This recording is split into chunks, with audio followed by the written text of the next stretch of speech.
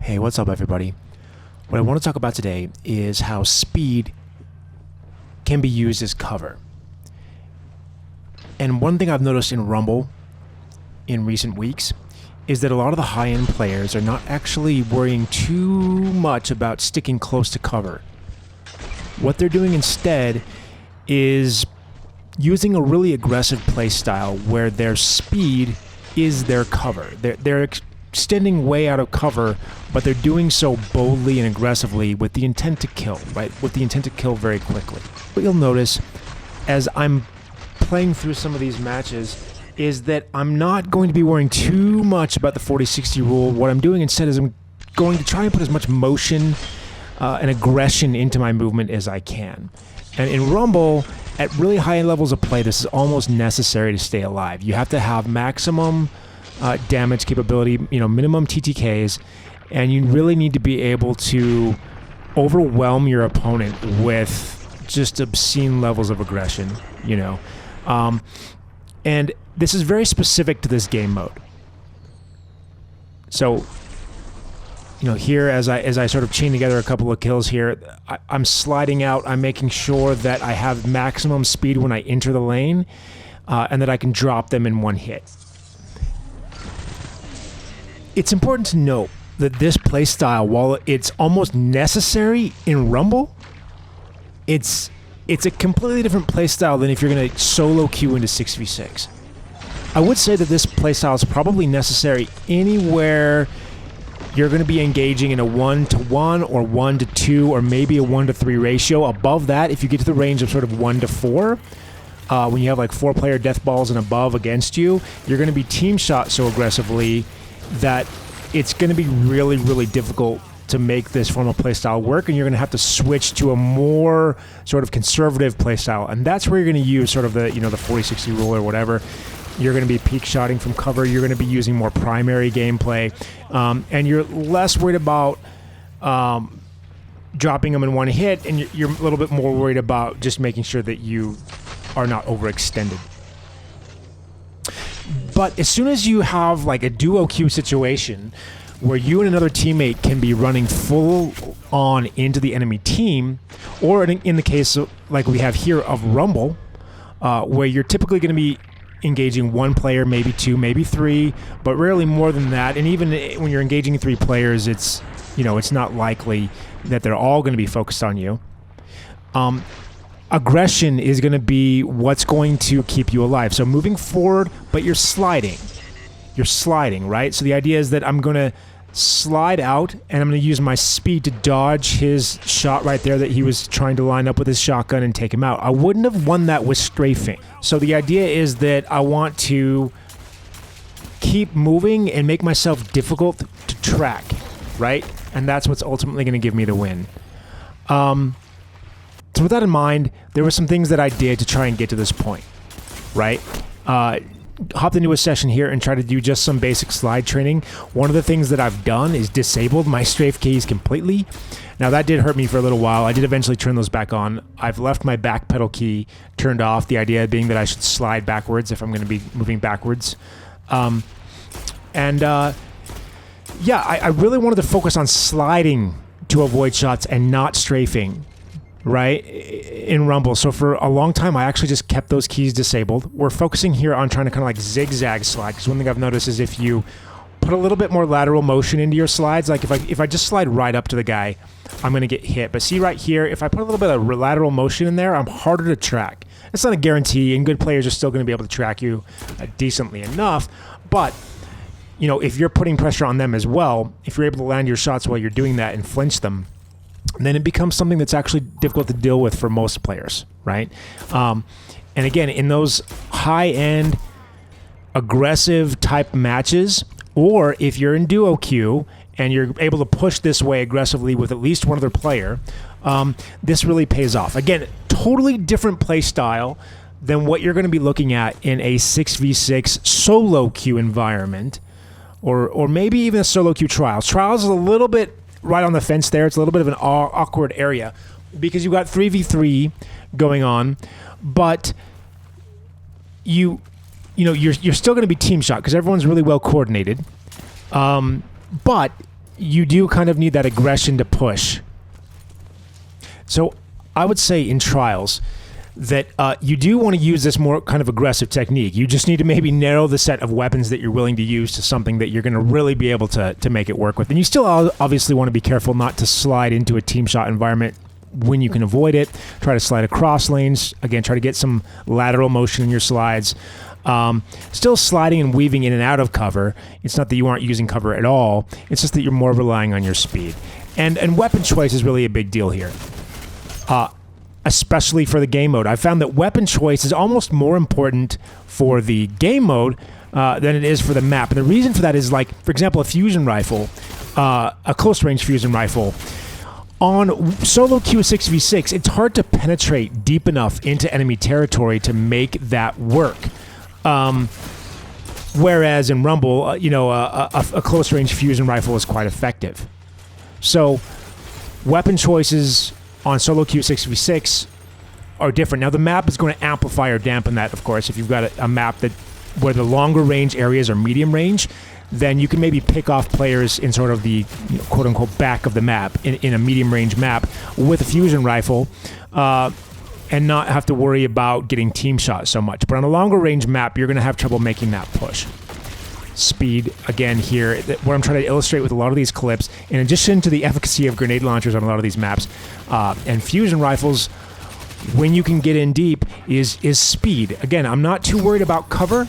My primary focus here is putting as much speed into my motion as I can and relying on that to be my damage mitigation, right? That guy that I just killed right there was a very effective, had very effective machine gun aim. I mean, he won the match, he dominated the match, but I'm able to survive that and get a shot off just because I'm moving so fast that even with his really good tracking, he's not able to land every shot, And if I could hold a charge long enough to get a fusion bolt off, then it's going to do some work.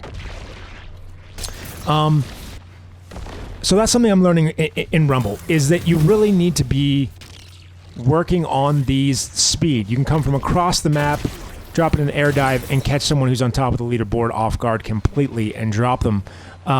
If you're playing back of the map, trying to play conservative, that same guy you're trying to take out is going to get to you, and he's going to come up on you quickly, and peak shotting is not going to save you. It's just not going to save you. So different gameplay strategies for different game modes. That's really the key point I wanted to make with this lesson. And sliding. You really want to slide over strafing in these more aggressive game modes. You want to have maximum acceleration and speed because that's what's going to pull you through against the top 0.1% players. You don't want to be completely reckless about it.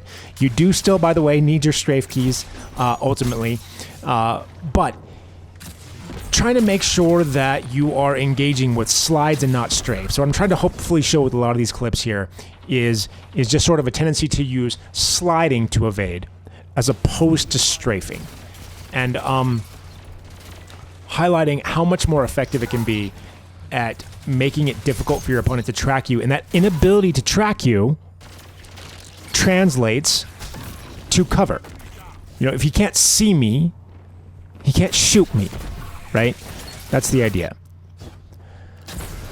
The other thing I'm really trying to highlight here, of course, is just the efficacy of grenade launchers or anything that can do a one hit kill is so critical. Fusion rifles are big. Hand cannons are great. Don't get me wrong. If you can two-tap with them, and that's the other thing too is like hand cannons. Like in 6v6, I might be more willing to rock a hand cannon like a 140 or something like that. But in Rumble, you can do a 140, but you really need to be able to ideally two-tap people. Right now I'm using a 140, right? But realistically, you want to be able to two-tap people as much as possible. And that's the thing is I'm using the hand cannon as sort of a quick follow-up for the most part, right? Here again, speed. The importance of speed as cover. Having that grenade launcher tuned. One thing I had, by the way, is I had proximity grenades on these grenade launchers. That's fine. You want to make sure that you get one that has a blast radius increase as a result, and that's really improved my ability to play. By the way, this was fusion rifles were sort of new for me here. I hadn't really played with them in a long time, It took a little bit of time to get used to and find the right sort of role that I wanted to use. I've got a pretty good adaptive frame here. That is doing some work when it's used correctly. One thing I noticed actually initially with the adaptive frames is I wasn't able to execute kills. So you do got to land bolts. You got to kind of get used to your range. You got to be sliding. You know, they're harder to use sort of reaction in a reactionary way, like a grenade launcher kind of can be. Initially, I was working with this one right here, which is a little bit lower charge, and I was actually initially having more success with it just because, you know, it was a little more forgiving in terms of landing my shots. But obviously, if I was, you know, in an area where I didn't have a lot of time to react, it was hurting me more. So once I got better able to sort of get a roll or a version of a fusion rifle with an adaptive frame that actually had enough aim assist and had enough range on it, you know, stability, everything, to be able to get kills effectively with it, I had kind of switched to the adaptive frame at that point, and I think that's probably a good move. I think that rapid fires work, but it's a different play style completely with rapid fires. I would say almost with rapid fires, you want to use it as like a secondary. So it's the inverse. You'd want to maybe use your hand cannon, and then if you get pushed, swap to the rapid fire, right? Here's we've got some demo gameplay of 6v6, and what I'm trying to illustrate here is that you can use this aggressive playstyle in 6v6 as well, but you see my teammate coming in right there. I'm duo Q. Here, right here, my teammate's going to back me up. I'm going to go down, but, you know, it's still going to work out for us, right? So you can have this super aggressive playstyle because you're not going to be facing death balls of more than, you know, 2 or 3 players, because typically you're going to have a teammate with you. They're going to help you sort of pick apart the enemy team, and you can get these sort of chained together, you know, 1v2s, 1v3s, things like that. And really the reason it's working, though, is because you have that teammate, and what that does is it makes sure that you're rarely facing a 1v4. You know what I mean? You're usually facing a 1v1 or a 1v2 because you've got a teammate to divert focus of the enemy team and split them up. And it really then plays a lot more like Rumble. You know, you're pushing very aggressively, sliding in, getting those fusion kills. So this fusion rifle, I don't know that I would actually use in a solo queue 6v6 environment. Again, just because it's so hard. Some maps, it's situational, but it's so much harder to push into the point where you can really to penetrate the enemy team so that you can get these sort of aggressive gameplay clips. With duo Q, everything works. One thing that I don't actually have in here footage-wise is this same lobby here that I was playing with my teammate.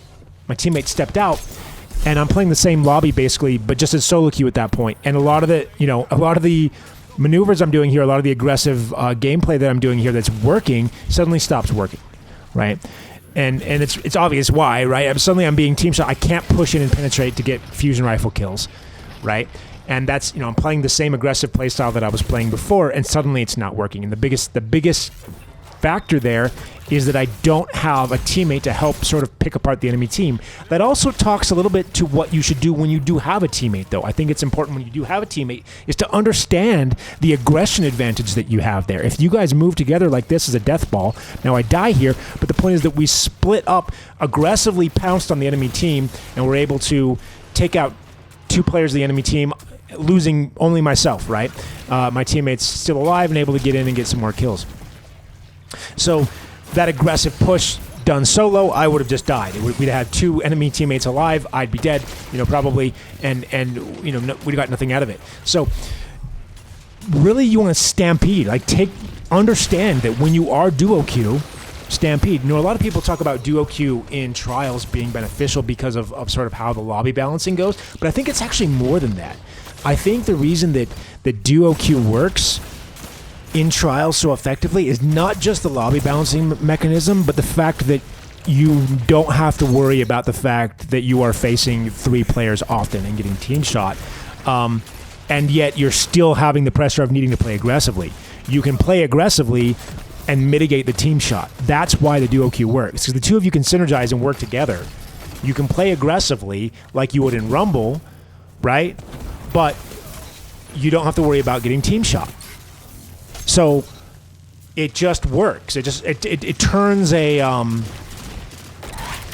it turns a game mode where you have to be aggressive, but you're gonna get team shot into a mode where you can be aggressive and you're not going to be team shot, right? And that's all the difference in the world. So understanding the benefit of duo Q, I think is critical. All right, the last topic I wanted to talk about is sensitivity, knowing your limits, right? I tried bumping my EDPI to 6K, and even after an hour and a half of Kovac and like 2.5 hours, 3 hours of gameplay, I was still doing this. I don't know if you noticed there, but I'm constantly overcorrecting. I cannot keep my reticle on target. So I think just understanding, like, I think you want to push your EDPI as high as you can possibly push it and no further, right? And the idea is that as high as you can go and still be accurate and not overcorrecting. As soon as you're to the point where even after 3 or 4 hours of gameplay, you're doing this where I'm wobbling back and forth across him, trying to keep my reticle on target, you're probably too sensitive at that point. And you're just going to have a heck of a time. I had a lot of losses here. I might include just sort of the chain of defeats. Now, it's not all. I mean, I want to be clear. You can see the overcorrection, so that was definitely part of the problem. I was running fusions for the first time, and you need to land all your fusion bolts to really make those one hit. I think this was part of the problem. I was struggling with those adapters initially. It's because I wasn't landing all my bolts because I was dragging the cursor across them instead of holding it on them while that fusion released. So you can see sort of the defeat chain here. It was bad. It was brutal, guys. So I think if you can set a sensitivity within 4 or 5 hours of playing with that, I would think that you should be able to get into kind of a warm state with that. If you're still having trouble tracking at that point, my guess is it's probably too. I don't know. I'm curious if someone's ever tried. I don't think I could do it for a week. I tried to do it for more time, but it didn't work. So I'm curious if anyone, like, maybe if I pushed it forward with it for like 3 or 4 weeks, my brain would recalibrate. But when I switched up initially to 4K from, I think it was like 2.5K, within an hour or two, I was able to do okay. And I had no trouble with it. I might be able to push a little higher than that, but 6K is definitely too high for me.